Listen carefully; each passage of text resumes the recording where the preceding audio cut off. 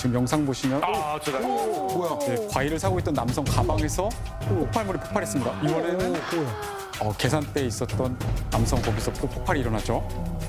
지난해 9월 레바논에서 삐삐 수천 대가 동시다발적으로 폭발하면서 어린이를 포함해 최소 10여 명이 숨지고 수천 명이 다친 사건이 발생했어요.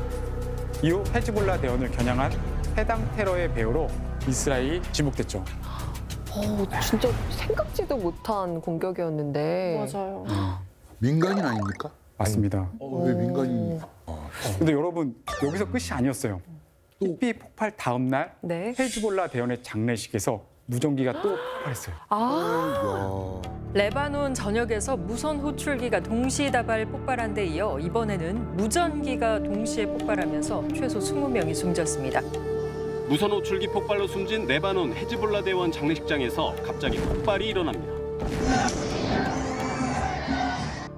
현지 시간 18일 레바논 동부와 수도 베이루트 외곽에서 동시다발적으로 무전기가 폭발하면서 최소 20명이 숨지고 450명 넘게 다쳤습니다.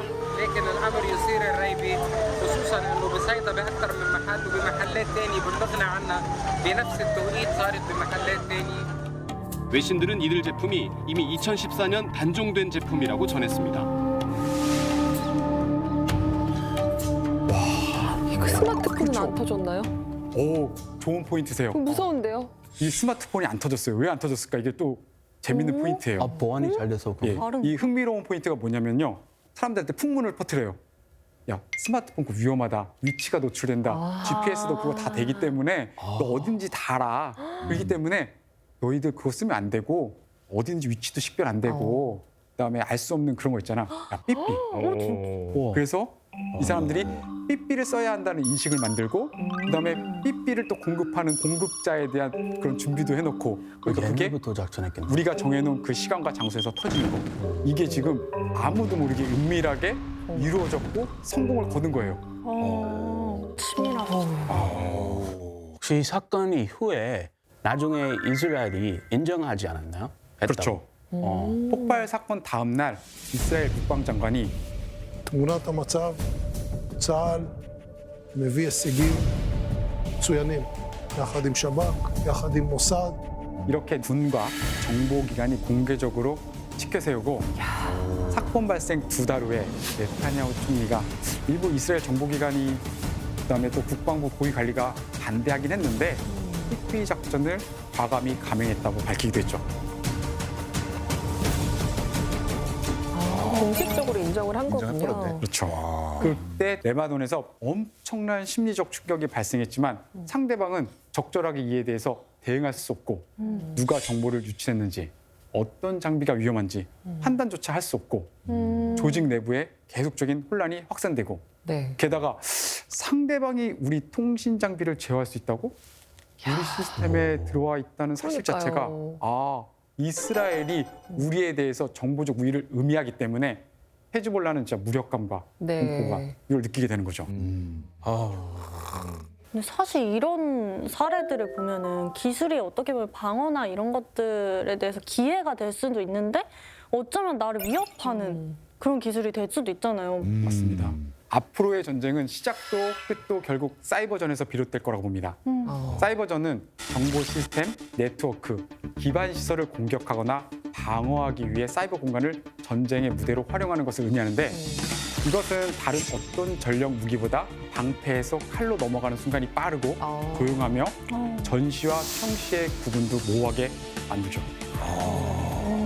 그럼 쌤 그렇다면 그 날아다니는 드론도 어쨌건 통신으로 이 조정하는 거잖아요. 그럼 드론으로 이렇게 뭐 공격하는 거 이렇게 하는 것도 일종의 사이버전이라고 봐야 되나요? 아주 좋은 질문이에요. 근데 드론을 사이버전으로 그냥 단순화시키면은 네. 막 밀덕분들 아마 들고 일어설 거예요. 진짜요? 메대분들. 드론은 제작부터 운용, 대응까지 ICT, 로봇공학, AI, 컴퓨터공학, 전자전 등 다양한 첨단 공학 기술이 융합된 복합 무기 체계이며 이는 현대 하이브리드 전쟁의 핵심 전략 자산입니다.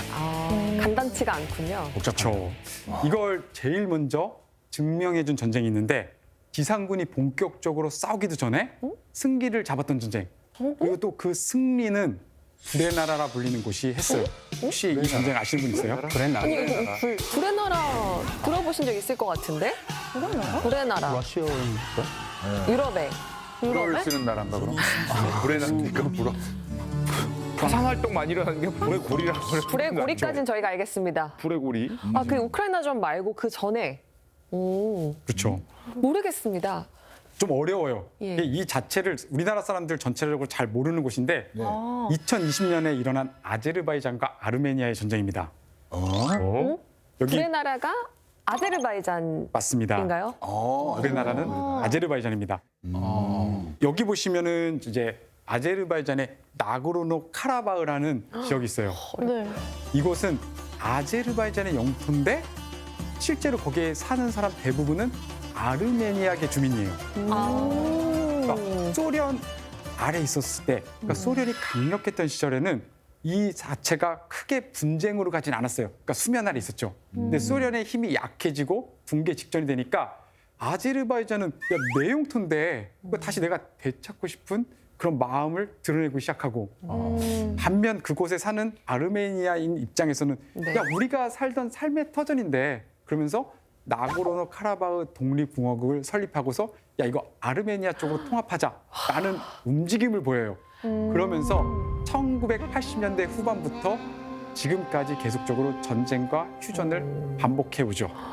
지금까지도. 그러다가 2020년 7월에 나고르노 카라바흐 지역에서 발생한 소규모 군사적 충돌이 양국 간 긴장을 폭발적으로 증가시켜서 네. 아제르바이잔이 먼저 전면 침공하면서 전쟁이 시작되게 돼요. 근데 전쟁이 일어났을 때만 해도 아르메니아군의 장교단 수준도 높고 산악지형이라 방어진지도 잘 구축해놨으니까 전술적으로 강할 거라고 예상을 했어요.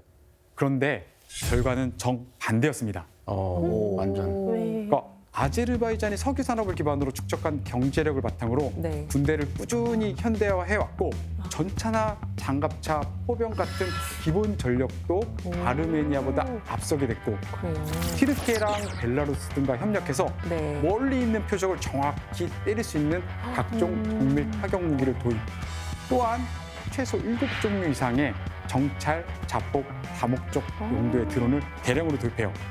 그래서 전쟁 시작과 동시에 드론을 도입해서 아제르바이잔은 3일 만에 아르메니아 전력의 30-40%를 소실시키고 네. 44일 만에 전쟁을 끝내버립니다. 돌의 나라라고 저는 알고 있거든요. 예, 그러니까 맞습니다. 산악이랑 사실은 싸우기가 쉽지 않잖아요. 맞습니다. 되게 험지고 다 숨어 있고 이럴 텐데. 아프간도 그랬어요. 맞습니다. 그러니까 보면은 아르메니아도 전차랑 포병 화력 이런 것들을 잘 준비해놨는데 이 미끼 드론을 보내가지고 네. 방공망에서 미사일 쏘고 방공망 위치가 드러나고 그다음에 탄이 소모돼요. 그다음에 본격적인 이제 자폭 드론 이런 것들이 딱 들어가가지고 습격을 합니다. 오 뭐야? 저게 지금 미사일이 오줌에 날아가는 날아가는 건가요? 게 드론인가요? 이야 무섭네 들어. 여기서 또 당시 흥미로운 점은 양국 국방부는 서로를 공격하는 장면을 소셜 미디어에 공개하면서 치열한 심리전을 벌였어요.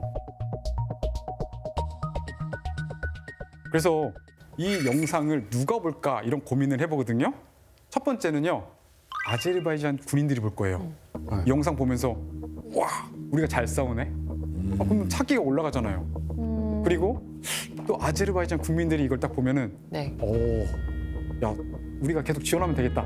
군과 국민의 사기가 올라가요. 사기 때문에. 자기 진 반대로 아르메니아 입장에서 어떨까요? 이걸 보면은 무서워요. 사기 무서워요. 떠올리겠죠. 못할 군인들은요 내가 전차 탈 수 있을까? 그러니까요. 진지에 들어갈 수 있을까? 그리고 아르메니아 국민들 입장에서도 야 이거 우리가 지는 거 아니야? 야, 우리가 내 형제, 내 친지 그렇죠. 그 사람이 전쟁에서 죽는다? 그걸 어떻게 봐요 눈으로? 빨리 어떻게든 전쟁을 종결해야 되겠네 라는 생각을 하게 되죠. 또 마지막으로 또 누가 볼까? 국제사회. 너무 전 빨리 세계인들. 맞췄어요. 그래요? 그럼 못 맞춘 걸로 할까요? 저는 유빈 씨가 본다 그러려고 그랬는데. 그걸로 가시죠. 북한 씨가 저거 이제 저 장면 갔다가 이제 해서 형 조회수 올리려고 이렇게 보겠죠. 연구하고 보겠죠. 무슨 소리예요? 조회수를. 저는 저런 거 다 모자이크하고 정보만 전달드립니다. 그러니까요. 여기서 제일 흥미로운 포인트는 지원 역시 우세한 국가에 더 많이 몰리게 되어 있어요. 국제 여론도 마찬가지죠. 아르메니아 빨리 항복하는 게 좋겠는데? 네. 라고 하면서 전쟁의 승패가 이렇게 한쪽으로 기울게 되는 거죠. 네. 진짜 그야말로 보이지 않는 전쟁이 계속 일어나고 있는 거네요, 진짜. 그렇죠. 그래서 전장에서의 승패만이 아니라 여론전, 심리전이 더 중요해진 거죠. 요즘에는 과학 기술이 발전함에 따라 이를 인지전이라고도 부르고 있어요. 인지전. 즉 인간의 생각과 인식을 무기화하는 거죠. 사람들의 판단, 감정, 세계관을 조작해서 사회와 국가를 약하게 만드는 비군사적 공격인데 이것들이 그만큼 중요해지고 있습니다.